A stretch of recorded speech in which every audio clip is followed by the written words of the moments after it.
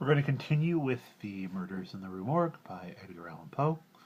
This is a companion series to Multiverse of Geekdom's Sherlock Holmes reading. He is reading A Study in Scarlet, the story of Holmes and Watson's first case together by Sir Arthur Conan Doyle. And I am reading you about C. Augustin Dupin, the French detective created by Edgar Allan Poe. An unnamed narrator is living with him. They have just studied the scene of a gruesome murder of a mother and daughter, and Dupin is trying to figure out how the murderer got out of the apartment. He has gone into a long soliloquy, and the author calls it the soliloquy about how the windows worked and how he could have gotten in and out of the windows, and the soliloquy ain't over yet. So let's pick it up. The next question is what?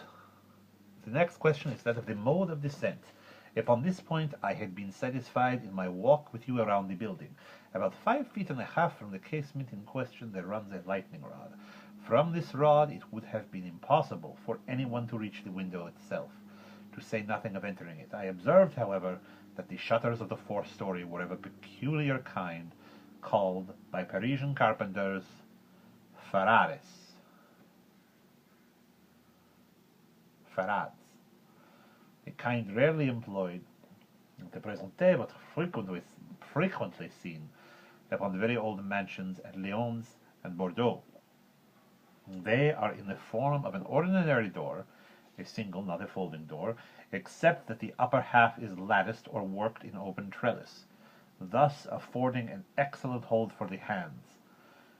In the present instance these shutters are fully 3 feet and a half broad. When we saw them from the rear of the house, they were both about half open. That is to say, they stood off at right angles from the wall. It is probable that the police, as well as myself, examined the back of the tenement. But, if so, in looking at these ferrades in the line of their breadth, as they must have done, they did not perceive the great breadth itself, or at all events failed to take it into due consideration. In fact, having once satisfied themselves that no egress could have been made in this quarter, they would naturally bestow here a very cursory examination. It was clear to me, however, that the shutter belonging to the window at the head of the bed would, if swung fully back to the wall, reach within 2 feet of the lightning rod. It was also evident that by exertion of a very unusual degree of activity and courage, an entrance into the window from the rod might have been thus effected. By reaching to the distance of 2 feet and a half, we now suppose the shutter open to its whole extent. A robber might have taken a firm grip upon the trellis work, letting go his handhold upon the rod, placing his feet securely against the wall, and springing boldly from it. He might have swung the shutter so as to close it, and, if we imagine the window open at the time, might have swung himself into the room. I wish you to bear especially in mind that I have spoken of a very unusual degree of activity as requisite to success in so hazardous and so difficult a feat. It is my design to show you first that the thing might possibly have been accomplished, but second, and chiefly, I wish to impress upon your understanding the very extraordinary and almost preternatural character of the agility which would have accomplished it. You will say, no doubt, using the language of the law, that to make out my case, I should rather undervalue than insist upon a full estimation of the activity required in this matter. This may be the practice of the law, but it is not the usage of reason. My ultimate object is only the truth.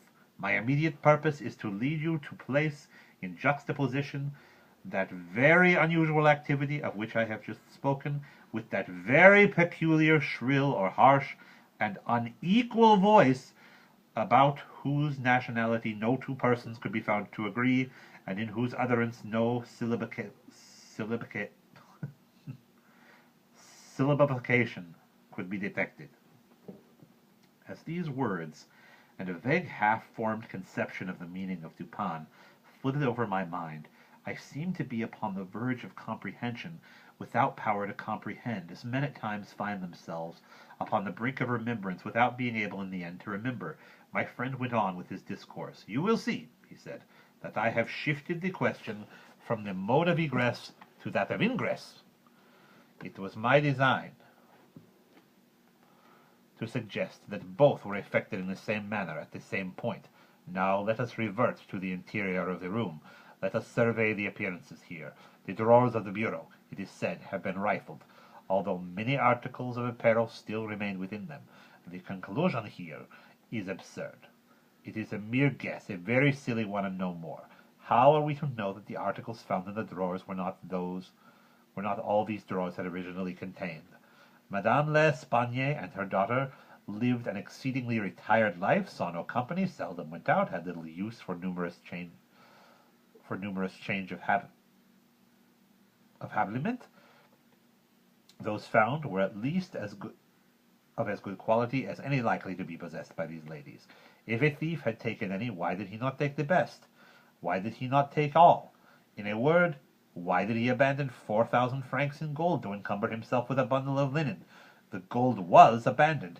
Nearly the whole sum mentioned by Monsieur Mignard, the banker, was discovered in bags upon the floor. I wish you, therefore, to discard from your thoughts the blundering idea of motive, engendered in the brains of the police by that portion of the evidence which speaks of money delivered at the door of the house.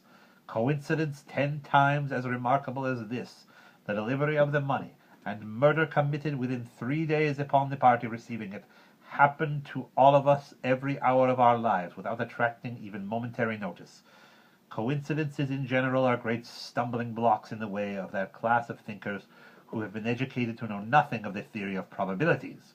That theory to which the most glorious objects of human research are indebted for the most glorious of illustration. In the present instance, had the gold been gone, the fact of its delivery 3 days before would have formed something more than a coincidence. It would have been corroborative of this idea of motive. But under the real circumstances of the case, if we are to suppose gold the motive of this outrage, we must also imagine the perpetrator so vacillating an idiot as to have abandoned his gold and his motive altogether.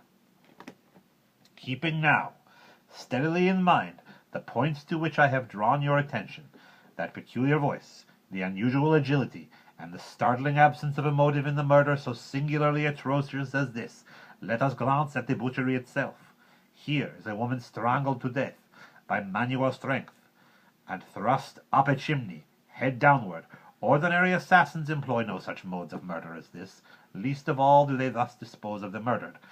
In the manner of thrusting the corpse up the chimney, you will admit there is something excessively outré, something altogether irreconcilable with our common notions of human action. Then, when we suppose the actors the most deprived of men, think too how great must have been that strength which could have thrust the body up such an aperture so forcibly that the united vigor of several persons was found barely sufficient to drag it down. Turn now to the other indications of the employment of a vigor most marvelous. On the hearth were thick tresses, very thick tresses of grey human hair. These had been torn out by the roots. You are aware of the great force necessary in tearing thus from the head of 20 or 30 hairs altogether. You saw the locks in question as well as myself. Their roots, a hideous sight, were clotted with fragments of the flesh of the scalp, sure token of the prodigious power which had been exerted in uprooting perhaps 500,000 hairs at a time. The throat of the old lady was not merely cut, but the head absolutely severed from the body. The instrument was a mere razor. I wish you also to look at the brutal ferocity of these deeds, of the bruises upon the body of Madame l'Espagne. I do not speak, Monsieur Dumas, and his worthy coadjutor, Monsieur Edgar, have pronounced that they were inflicted by some obtuse instrument, and so far these gentlemen are very correct. The obtuse instrument was clearly the stone pavement in the yard upon which the victim had fallen from the window, which looked out in upon the bed. This idea, however simple it may now seem, escaped the police for the same reason that the breadth of the shutters escaped them. because by the affair of the nails their perceptions have been hermetically sealed against the possibility of the windows having been opened at all. If now, in addition to all these things, you have properly reflected upon the odd disorder of the chamber, we have gone so far as to combine the ideas of an agility astounding, a strength superhuman, a ferocity brutal, a butcher without motive, a grotesquerie in horror absolutely alien from humanity, and a voice foreign in tone to the ears of men of many nations, and devoid of all distinct and intelligible syllabification. What result, then, has ensued? What impression have I made upon your fancy? I felt a creeping of the flesh as Dupin asked me the question. A madman, I said, has done this deed. Some raving maniac, escaped from a neighboring maison de sainte. In some respects, he replied, your idea is not irrelevant, but the voices of madmen, even in their wildest paroxysms, are never found to tally with that peculiar voice heard upon the stairs. Madmen are from some nation, and their language, however incoherent in its words, has always the coherence of syllabification. Besides, the hair of a madman is not such as I now hold in my hand. I disentangled this little tuft from the rigidly clutched fingers of Madame l'Espagne. Tell me what you can make of it. Dupin, I said, completely unnerved. This hair is most unusual. This is no human hair. I have not asserted that it is, said he. But before we decide this point, I wish you to glance at the little sketch I have here traced upon this paper. It is a fac-simile drawing of what has been described in one portion of the testimony as dark bruises and deep indentations of fingernails upon the throat of Mademoiselle l'Espagne, and another by Messieurs Dumas and Etienne as a series of livid spots, evidently the impression of fingers. You will perceive, continued my friend, spreading out the paper upon the table before us, that this drawing gives the idea of a firm and fixed hold.